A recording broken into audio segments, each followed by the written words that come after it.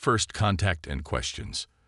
The Zephyrian vessel emerged from hyperspace at the edge of the Sol system, its crystalline hull reflecting the distant light of Earth's sun. Inside the command chamber, Ambassador Xelara adjusted her breathing apparatus and gazed at the blue-green planet on the view screen. Final approach to Earth, Ambassador, announced the pilot. Human authorities have granted landing clearance at their primary diplomatic facility. Xelara's translucent membranes fluttered in acknowledgement. As the senior diplomat of the Zephyrian Coalition, a peaceful alliance of 17 species across 12 star systems, she had been selected for this historic first contact mission. The discovery of humans had been unexpected. Their transmissions had only recently reached Zephyrian space, revealing a technologically advanced civilization that had achieved faster than light travel just 3 decades ago. "Remember," cautioned Science Director Nolith, his 6 eyes blinking in sequence, "initial scans indicate anomalous defense systems throughout their planet. Proceed with caution. All spacefaring species maintain some defensive capabilities," Xelara replied, though she couldn't dismiss her own concerns. The preliminary data showed Earth possessed military strength far exceeding what most developing civilizations required. The ship descended through Earth's atmosphere, breaking through clouds to reveal sprawling cities below. Xelara noted the organized patterns of human settlements. And something else: fortifications, weapon emplacements, and what appeared to be military installations scattered strategically across the landscape. When the ship touched down at the landing facility, Xelara was struck by the reception awaiting them. A delegation of humans stood ready to greet them, yet armed personnel surrounded the perimeter. Sleek aircraft patrolled overhead, and scanning equipment monitored their every movement. "Such an excessive display of force for a diplomatic welcome," murmured Nolith. As the ship's ramp extended, Xelara led her delegation forward. The Earth's gravity was slightly stronger than her homeworld's, and the atmosphere carried unfamiliar scents: metallic, organic, complex. A human female stepped forward from the greeting party. "Ambassador Xelara, I am Director Elena Reyes of the United Earth Diplomatic Corps. Welcome to Earth." Her voice was translated through the device at her throat. Xelara performed the traditional greeting gesture of her people, extending her 4 upper appendages in a spiral pattern. "The Zephyrian Coalition extends peaceful intentions to humanity. We come seeking knowledge and friendship." Director Reyes smiled. "We share those goals, Ambassador. Please, follow me. We've prepared accommodations suited to your physiological needs." As they moved toward the complex, Xelara couldn't help but notice more security measures: reinforced barriers, scanning checkpoints, and personnel with weapons that, while holstered, remained visible. Inside the diplomatic compound, the atmosphere was more relaxed, yet still Xelara observed cameras in corners and security personnel stationed discreetly throughout. The meeting room itself had been beautifully prepared with artworks from various human cultures, yet the windows were clearly made of blast-resistant materials. After formal introductions and initial discussions of cultural exchange, Xelara addressed what had been troubling her since arrival. "Director Reyes, if I may speak directly, a value I understand humans appreciate." She paused, organizing her thoughts. "The Zephyrian Coalition has observed something curious about your civilization. You appear to be at peace among yourselves. You have a unified global government, yet everywhere I look, I see weapons, defenses, and military preparations. Why does a species at peace arm itself so thoroughly?" The human representatives exchanged glances. A tall male with dark skin and military insignia, introduced as Admiral Takashi, leaned forward. "That's a perceptive question, Ambassador. The answer is complex. I would value understanding," Xelara said. Director Reyes nodded slowly. "Our history is filled with conflict, Ambassador. For thousands of years, human nations fought each other for resources, territory, ideology, and power. Only in the last century have we achieved lasting global unity. Many species experience internal conflicts during development, Zelara noted. But most disarm once unity is achieved. The Velteri dismantled 90% of their military after their unification. The Prions maintain only ceremonial security forces. Admiral Takashi smiled, but Zelara's sensitivity to human expressions detected something grim behind it. And where are these species located?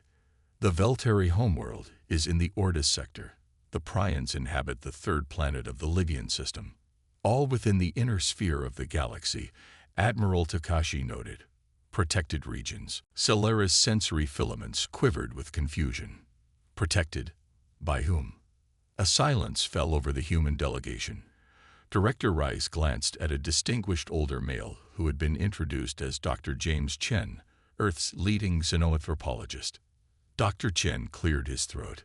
Ambassador, humanity evolved in what might be considered a dangerous neighborhood. Earth exists in a region of space where the distance between habitable worlds is significant. We developed in relative isolation. I'm not certain I understand the relevance, Zelara said.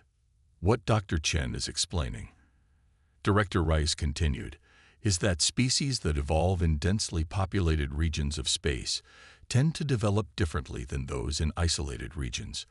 When first contact comes early in a civilization's development, it shapes their understanding of the universe. Admiral Takashi's expression hardened. The Zephyrian coalition formed peacefully because you encountered each other before developing significant weapons technology.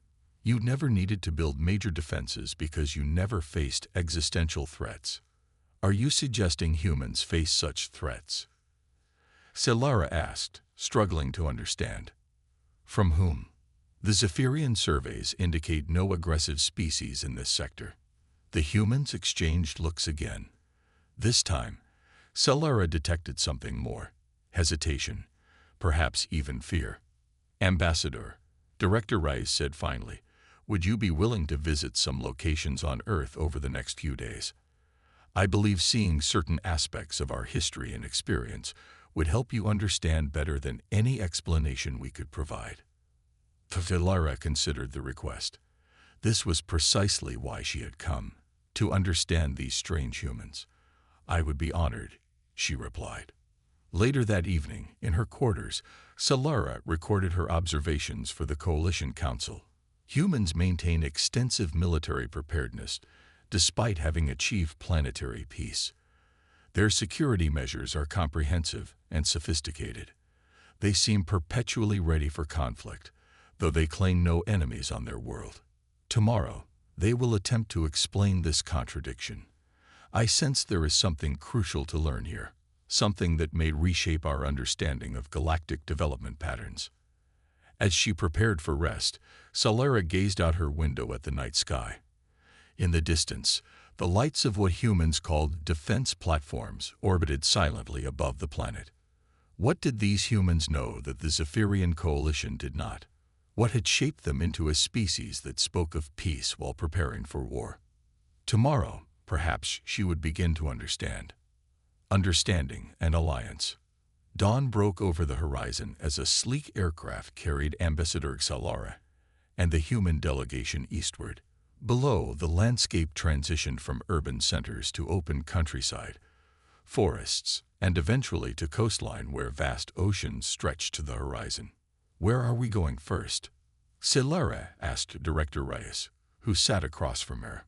To a place we call the Memorial of Remembrance, Rice replied. It chronicles humanity's most devastating conflicts and honors those who were lost. The aircraft descended toward a sprawling complex of white stone buildings and garden spaces. As they walked through the memorial, Zelara was confronted with humanity's violent past. Holographic displays showed ancient battles fought with primitive weapons, then increasingly destructive conflicts as technology advanced. One display stopped her completely. It showed the detonation of a nuclear weapon over a human city. The devastation was absolute. You used such weapons against your own kind. Zelara's voice trembled. Twice in warfare, Dr. Chen confirmed solemnly. Later, thousands were built by competing powers, though thankfully never again deployed in conflict. Zelara's sensory appendages retracted in distress. How did your species survive such self-destructive tendencies? We came close to annihilation several times, Admiral Takashi admitted. Each time, we pulled back from the brink and learned painful lessons. Eventually, we recognized that our divisions would destroy us. They moved to another section of the memorial, one dedicated to humanity's unification. Displays showed the formation of global governance, climate restoration projects, and the development of shared prosperity. 50 years ago, we achieved what centuries of conflict could not, through global unity, Director Rice explained. Yet we maintained our defenses, modernizing rather than dismantling them. But why? Silura pressed. If you achieved peace among yourselves. Instead of answering directly, the humans led her to a sealed chamber at the memorial center. Director Rice placed her hand on a security panel, and a door slid open. What you're about to see is classified at the highest level, Admiral Takashi said. Fewer than 500 humans know the complete truth. Inside, a darkened room came to life with holographic displays showing what appeared to be space battles. Silura observed unfamiliar vessels firing upon what she recognized as early human spacecraft. 28 years ago, humanity's first interstellar mission encountered these, Admiral Takashi explained, gesturing to angular, predatory-looking ships. They attacked without communication or warning, destroying our exploratory vessel. Only one escape pod returned with footage. Silura watched in horror as the recording showed the destruction of the human ship. Who were they? We don't know, Dr. Chen said. We call them the Scourge. They've attacked 3 more times since then, each incursion more significant than the last.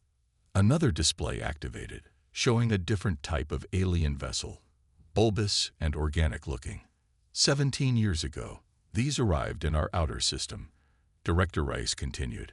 They deployed terraforming devices designed to alter our atmosphere to something toxic to humans, but suitable for their biology. We stopped them, barely.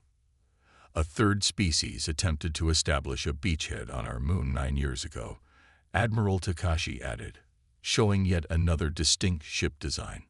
Each threat was different, unrelated to the others as far as we can tell. Silura's mind struggled to process what she was seeing. 3 different hostile species in just 2 decades.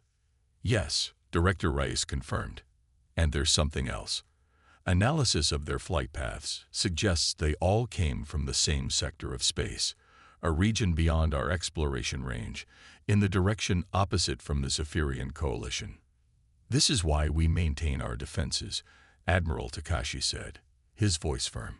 This is why every human settlement, every facility, every ship has weapons and shields. We learned that the universe is not inherently peaceful. Silura stared at the displays, her understanding of galactic reality shifting fundamentally. The Zephyrian Coalition has existed for over 1,000 years without encountering a single hostile species. You evolved in a protected sector, Dr. Chen explained, activating a galactic map. Here, the map highlighted the Coalition's territory in blue, within what appeared to be a sheltered arm of the galaxy. Earth exists here, he continued, highlighting a point in what appeared to be a more exposed region. In what our astronomers have determined is something of a galactic crossroads. Multiple species expansion routes intersect near our system. We believe Earth may be inadvertently positioned as a strategic location. Director Rice added, our star's unusual stability makes our system valuable. Silura processed this information in silence. Finally, she asked, why reveal this to me? This knowledge gives the Coalition significant insight into your vulnerabilities. Admiral Takashi's expression softened. Because we've studied your history, Ambassador. The Zephyrian Coalition represents exactly the kind of peaceful cooperation humanity hoped to find among the stars. We believe an alliance between us would benefit both our peoples. We need allies who understand both peace and defense, Director Rice explained. The Zephyrian Coalition has diplomatic reach we lack. We have defensive capabilities you may someday need. Our scientists have detected unusual stellar activity in the direction of these threats, Dr. Chen added. We believe something is coming, something bigger than previous incursions. Valera felt a responsibility settle onto her shoulders, heavier than any diplomatic mission she had undertaken before. I must consult with the Coalition Council. This changes everything we understood about galactic development patterns. Back aboard her vessel that evening, Solara transmitted an emergency report to the Coalition Council. She shared everything the humans had shown her, along with her analysis. The Zephyrian Coalition has existed in a protected pocket of space, she concluded. We evolved without significant threats, developing naturally toward cooperation. Humans evolved in a contested region, their development shaped by conflict and the need for defense. Their preparation is not aggression but adaptation. I believe we have much to learn from each other. 3 days later, the Council responded, authorizing Solara to negotiate a preliminary alliance. What followed was an intensive exchange of knowledge. Human defense specialists traveled to key Zephyrian worlds, analyzing vulnerabilities and helping implement security systems. Zephyrian diplomats opened channels with dozens of other peaceful species, creating a network of cooperation with humanity at its defensive core. 6 months after Solara's first visit to Earth, the Alliance faced its first test. A fleet of unknown vessels emerged at the edge of the Zephyrian home system, the first hostile incursion ever recorded in Coalition space. The Zephyrian leadership panicked, having never faced such a threat. But the human contingent, led by Admiral Takashi, implemented defensive protocols immediately.